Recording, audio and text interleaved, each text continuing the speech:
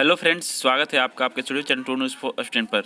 दोस्तों, इस वीडियो में हम बात करने वाले हैं बीएसएससी से संबंधित महत्वपूर्ण बिंदु पर।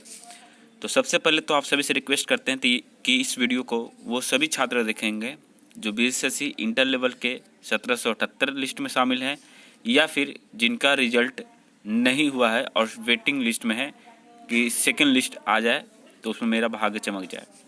तो तमाम छात्रों से हम रिक्वेस्ट करते हैं कि वीडियो को शुरू से अंत तक ज़रूर देखें और नए छात्र जो CGL 3 का एग्ज़ाम दिए हैं वो भी इस वीडियो को ज़रूर देखें। चलिए शुरू करते हैं। और इसमें आपको एक इम्पोर्टेंट चीज़ हम आपको दिखाने वाले हैं कि बीएसएससी आयोग किस तरह का जो है रवैया अपनाती है छात्रों के प्रति, और इसमें कितनी सारी खामियां हैं इस आयोग के अंदर, और छात्रों का जो आंसर की नहीं दिया जाना ये कितना बड़ा जो है अपराध है बीएसएससी की तरफ से, और छात्रों का भविष्य कैसे बर्बाद होता है एक एक प्रश्न के लिए वो मैं आपको इस वीडियो में दिखाने वाला हूँ। तो चलिए शुरू करते हैं।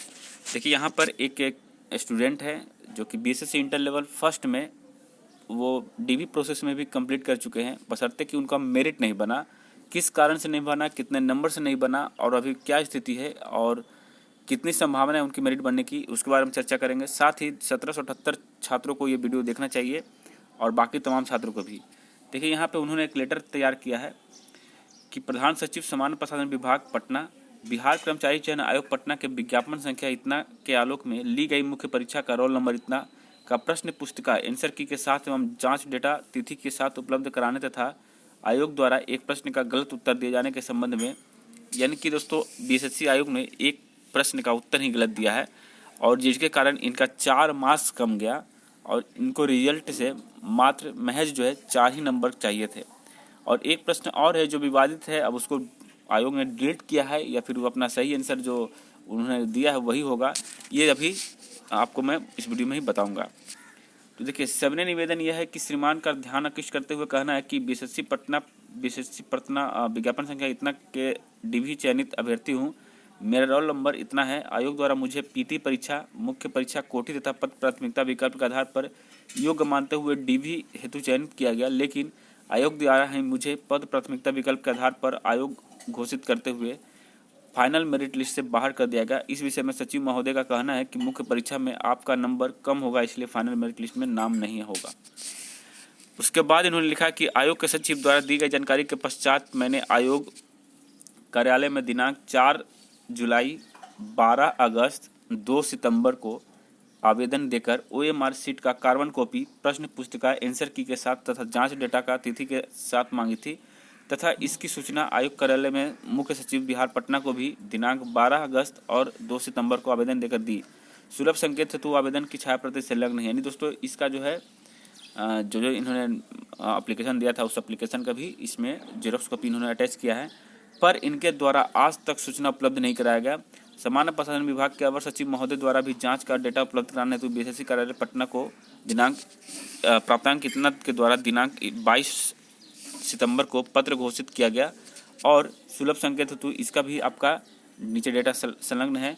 और महोदय, मैं दिनांक 11/7 को आयोग कार्यालय के लोक सूचना पदाधिकारी के सभी सूचना का अधिकार अधिनियम 2005 के अंतर्गत यानी RTA के 2005 के अंतर्गत उपरोक्त सूचना की मांग की, लेकिन आयोग पदाधिकारी द्वारा ससमय सूचना उपलब्ध नहीं कराया गया और तत्पश्चात मैंने आयोग कार्यालय के अपीलीय प्राधिकार में प्रथम अपील दायर की और तत्पश्चात लोक सूचना पदाधिकारी दिनांक 7/9/2022 को प्राप्तांक इतना के द्वारा रोल नंबर इतना का OMR शीट का कार्बन कॉपी और आंसर की उपलब्ध कराया गया और प्रश्न पुस्तिका और जांच डेटा हेतु तृतीय पक्ष सूचना हेतु बताते हुए सूचना उपलब्ध नहीं कराया गया और उपलब्ध कराई गई OMR शीट और आंसर की मिलाने पर मात्र मुझे 4 अंक ही प्राप्त हुआ, जबकि आयोग द्वारा मुझे 374 अंक दिए गए थे।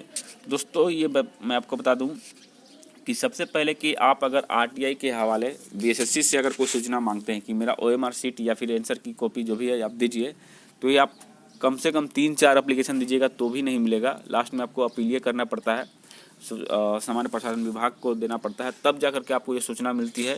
और लगभग यहाँ 1 महीने का टाइमिंग दिया जाता है कि 1 महीने में आपको रिप्लाई देना है। यहाँ पे आयोग कम से कम 3 महीने से 4 महीने समय लेती है, तब जाके आपका कार्बन कॉपी वगैरह देती है।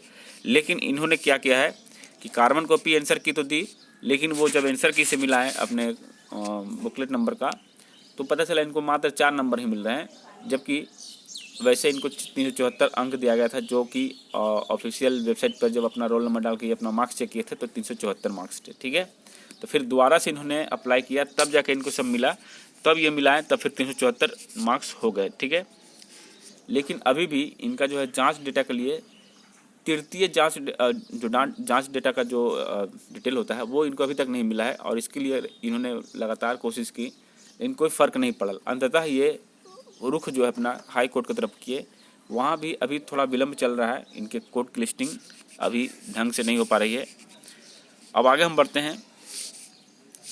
देखिए, इनका एक और आरोप है कि उपलब्ध कराई गई प्रश्न पुस्तिका एक संशय के घेरे में है। कारण यह है कि हिंदी की प्रश्न पुस्तिका के सभी पृष्ठों पर बुकलेट नंबर अंकित है, लेकिन जीके के पुस्तिका पर 32 पृष्ठ है, जिसमें से मात्र 16 पर ही बुकलेट नंबर अंकित है। इस संबंध में भी आपको ये ध्यान आकृष्ट करते हैं, और यहाँ पर आप देखिएगा कि महोदय उपलब्ध कराई गई आवंटित सीरीज के प्रश्न पुस्तिका के क्रमांक संख्या 130 पर अंकित प्रश्न का उत्तर गलत दिया गया है, जिसका विवरण निम्न है। देखिए, प्रश्न ये था दोस्तों बीएसएससी इंटर लेवल फर्स्ट में कि पंजाब में भूमि निम्नीकरण का मुख्य कारण क्या है, जिसमें 4 ऑप्शन थे, जिसमें से आयोग ने जो उत्तर दिया है वो है गहन कृषि, जबकि अभ्यर्थी का उत्तर है और ये है अति सिंचाई। अब आप बताइएगा कि इसका सही आंसर क्या होगा, जबकि मैंने आपको कुछ पोस्ट भी किए हैं।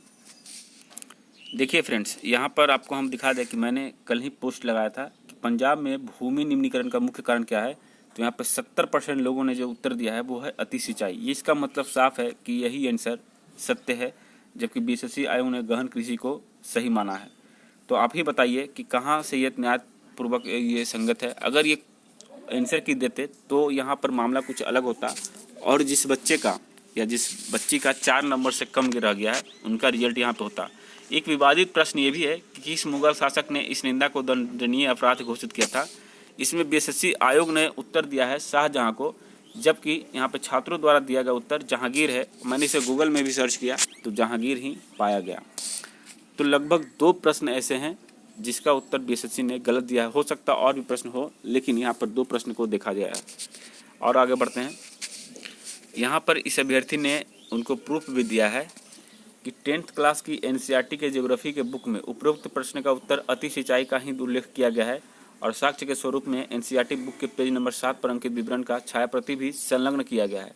अतः श्रीमान से नम्र निवेदन है कि आवेदन में अंकित विषयों पर अपने स्तर से कार्रवाई करते हुए रोल नंबर इतना प्रश्न पुस्तिका तथा जांच डेटा के साथ साथ गलत उत्तर का अंक दिलाने एवं आगे की प्रक्रिया है तो बीएसएससी कार्यालय को आदेश देने की कृपा करें।